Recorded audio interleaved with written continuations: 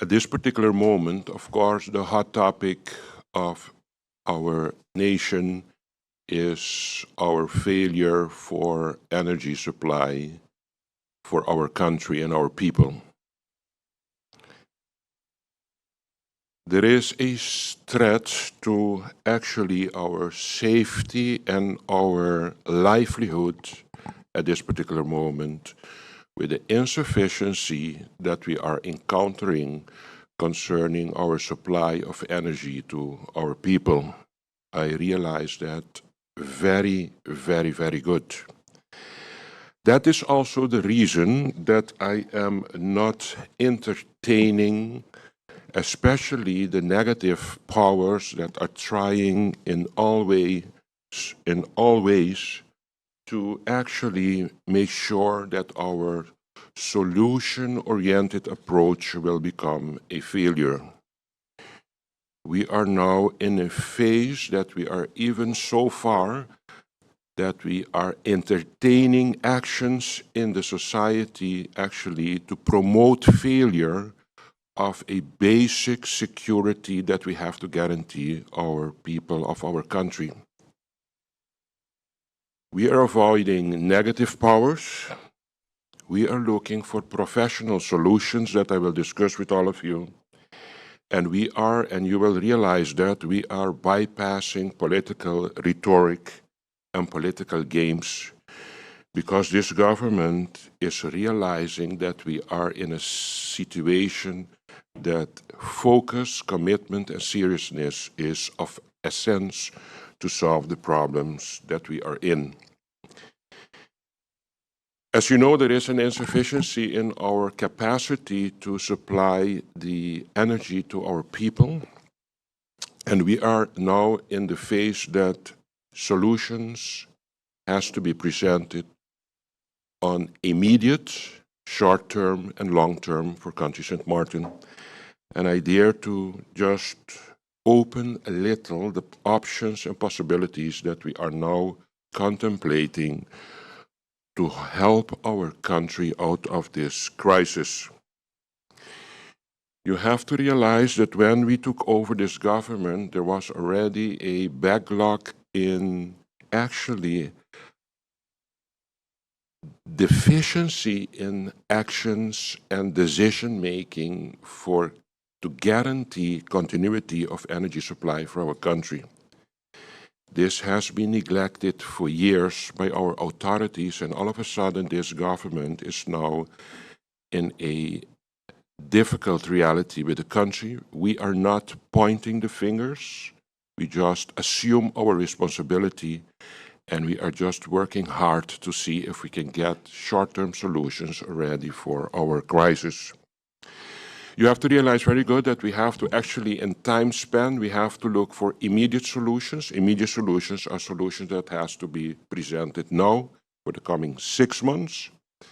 We have to look for mid-long, short-term solutions. The short-term solutions are solutions that also start now, but is going to reach until the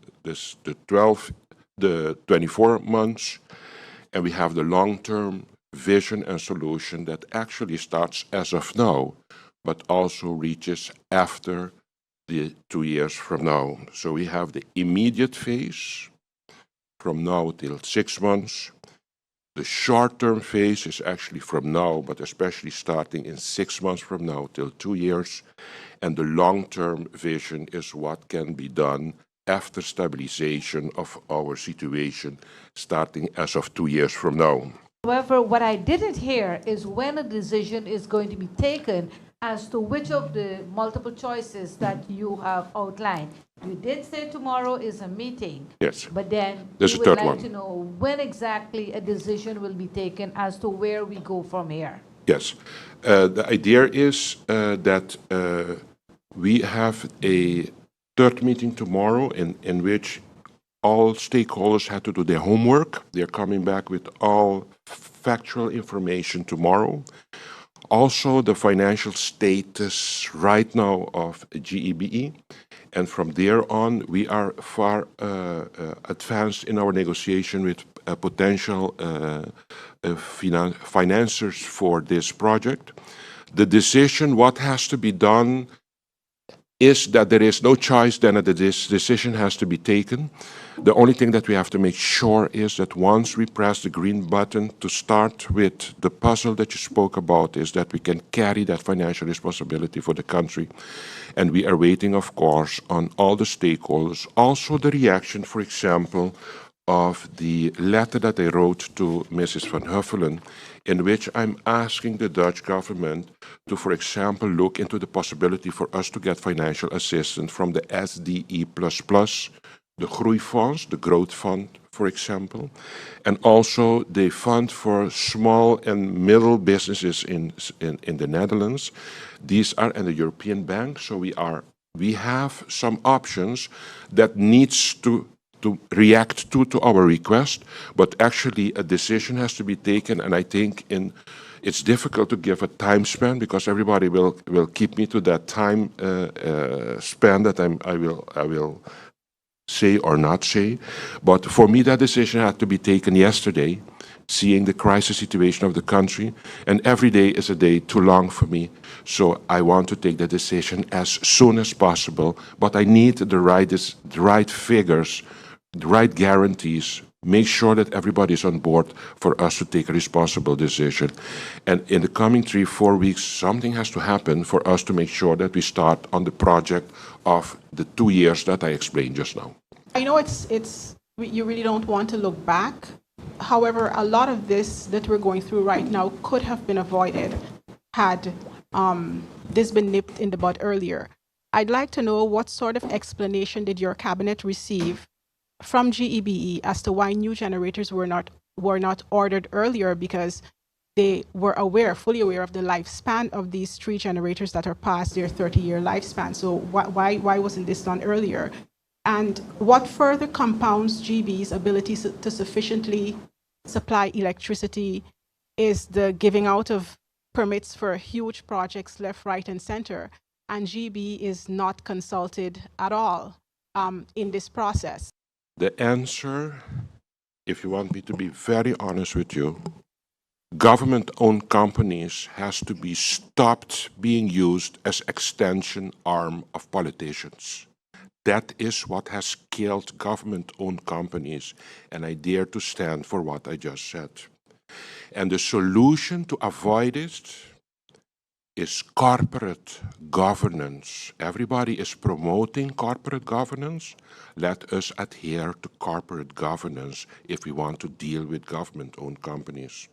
There were times that the GEBE, in times that these generators were above the 20 years old, GEBE had a liquidity of above the 40 million.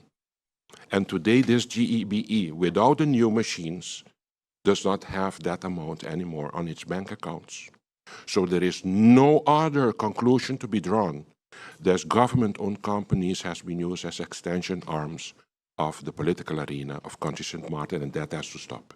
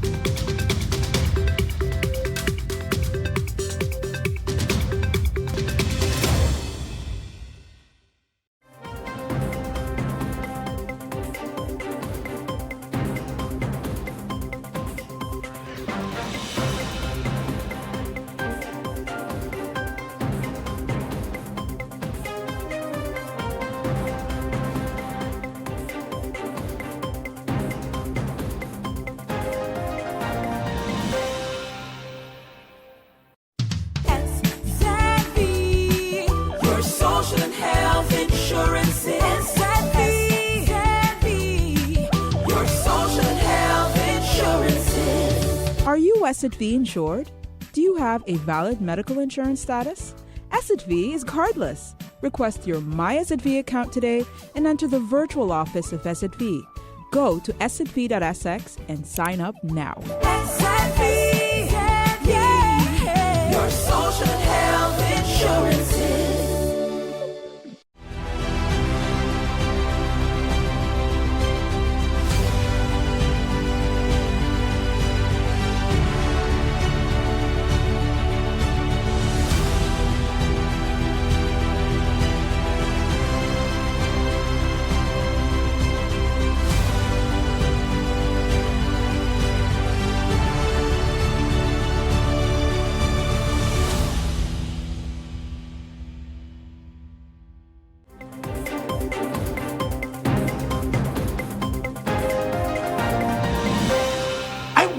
propose that local banks decide to take a position together with government, NRPB, the Dutch, I don't know, and give loans, two types of loans. A 7 to 10-year loan for solar panels on your roof, for businesses, for residents.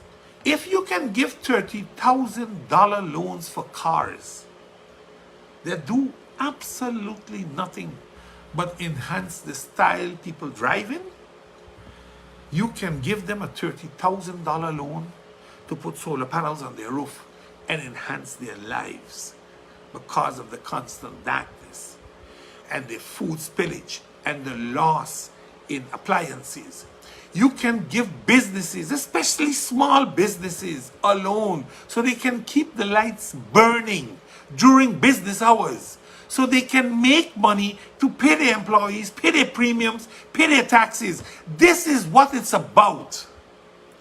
I want to propose to businesses to make an agreement with banks. Just like how banks go down when they have the blowout sales for cars, that banks go to the businesses and they open the containers and they have 5, 7, or 10 megawatt generators that are dual fuel, be it diesel and propane, whatever, so that people can get a 5-year loan for a $6,000 generator and pay back $100 plus 7% or 5% interest a month.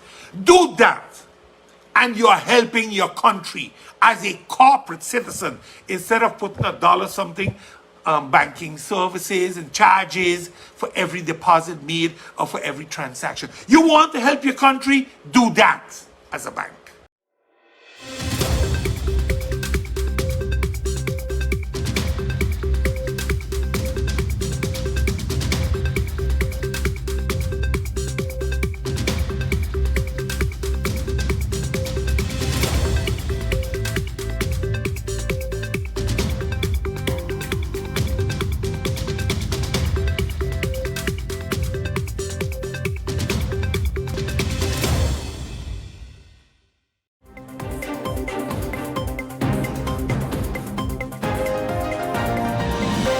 I want to update you on the activities of the Ministry of Justice over the past few weeks.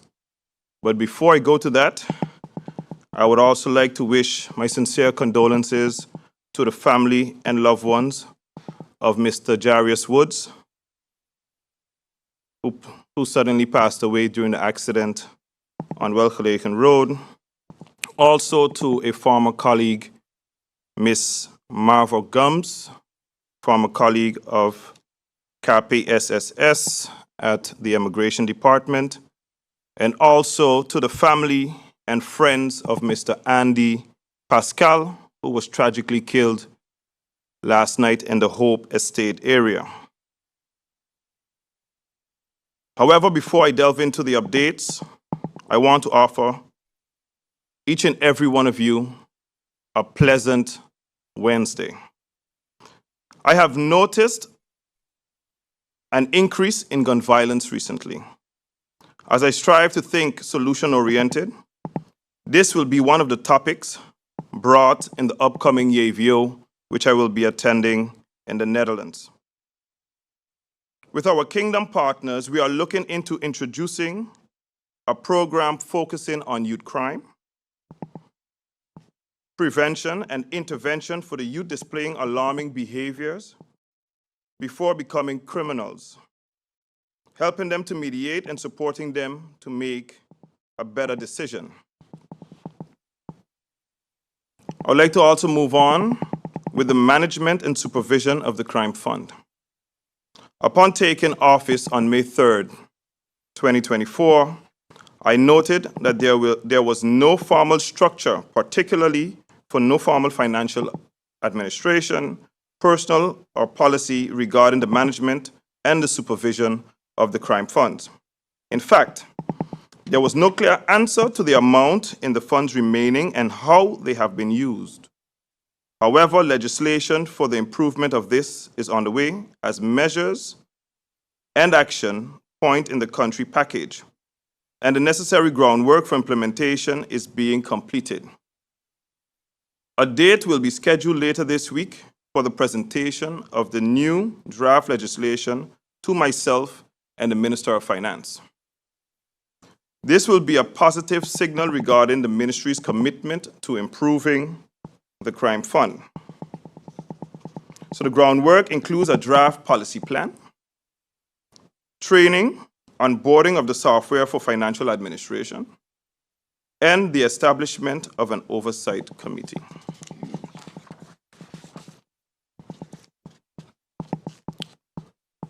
I'm going to turn to the topic where I have weekly walk-ins for civil servants and public grievances. Although my day-to-day schedule is extremely busy, I have been doing my best to keep my word regarding my open door policy to the public, especially justice workers and workers of the Ministry of ECYS. I believe in this policy to help restore faith in the ministries and the government, and to be motivated to operate within their function to their utmost capability, with continuing to contribute positively to the community of our country. The reinstatement of justice workers, both administrative and frontline. It is no secret that one of the first decisions I made upon taking office as Minister of Justice was to declare all justice workers on sick leave, extraordinary leave, or those denied access to report back to work immediately. I also gave the opportunity to anyone who felt they should still be off duty to present their reasons. Up until recently, I have continued to do so, and I have reinstated a few more individuals who were off duty for various reasons. Up until today, I had 3 officers that was home for a very long time that presented themselves since Monday and today at the police organization. I personally, before sending them back to work, sat one-on-one with everyone who respectfully requested reinstatement and discussed the expectations of the minister and, by extension, the ministry itself. I also made it clear to each and one of those officers, including other employees and being civil servants, not officers, that we have taken an oath to uphold the integrity of this country.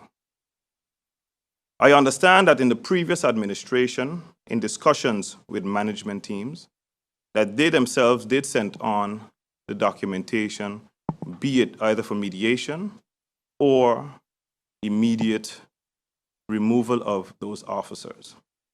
I'm here to say that there are procedures and guidelines within the police rules and regulations, the LMR, and if those are not adhered to, I am going to follow everything within the guidelines of the law. In saying so, I mean, because a lot of people may put bad apples in the newspaper, they might talk about, oh, everyone is accused of doing something. Everyone's integrity was also questioned, including mine as a civil servant. So today, I'm not going to stand here and tell you that these individuals are bad apples. What I have seen is only reports. Reports where one is saying something about the other. That is not facts.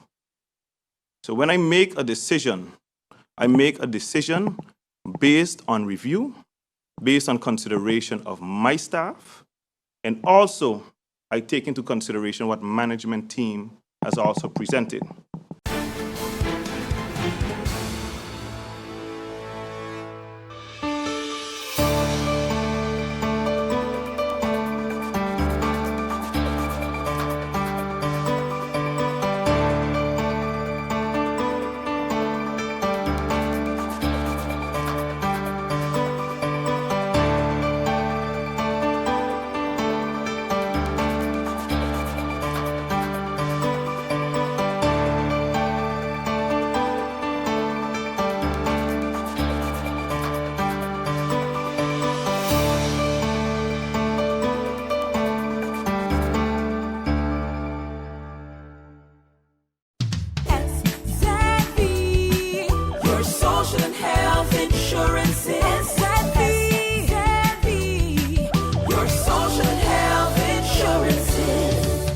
SXV insured?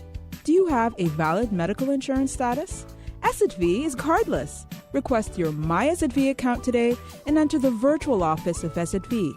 Go to sxv.sx and sign up now. SXV, yeah, your social health insurances.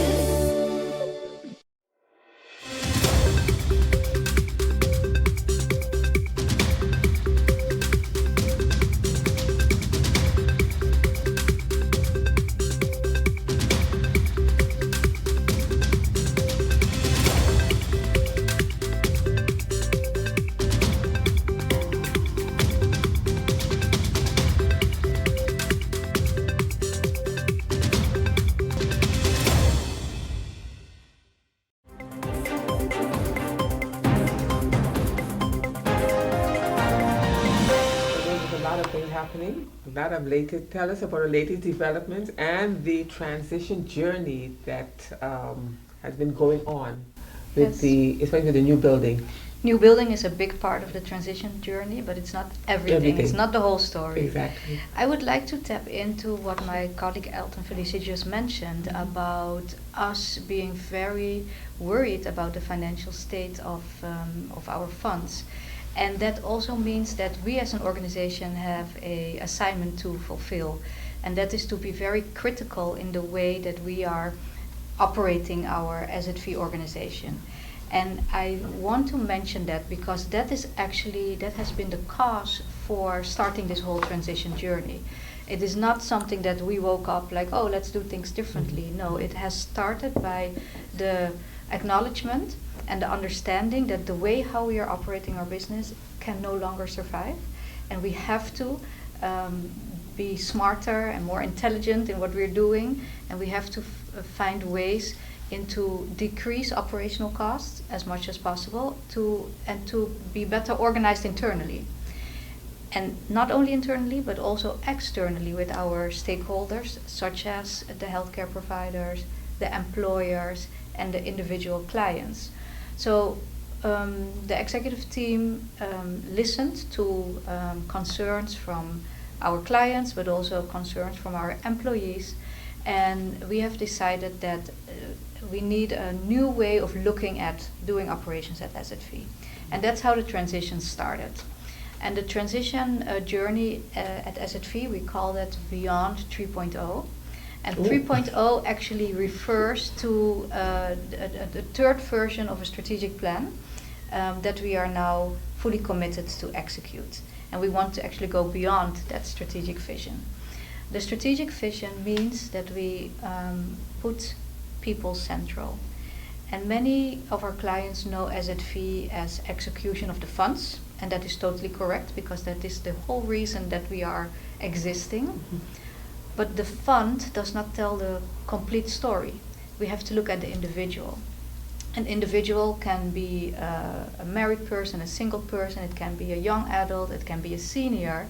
So individuals come in many shapes and forms, and we as organizations should be able to adapt to that individual situation. And there's a lot of information that we already have about our clients. For example, we know your date of birth. So we know when you reach the age of 18. We know when you reach the pensionable age.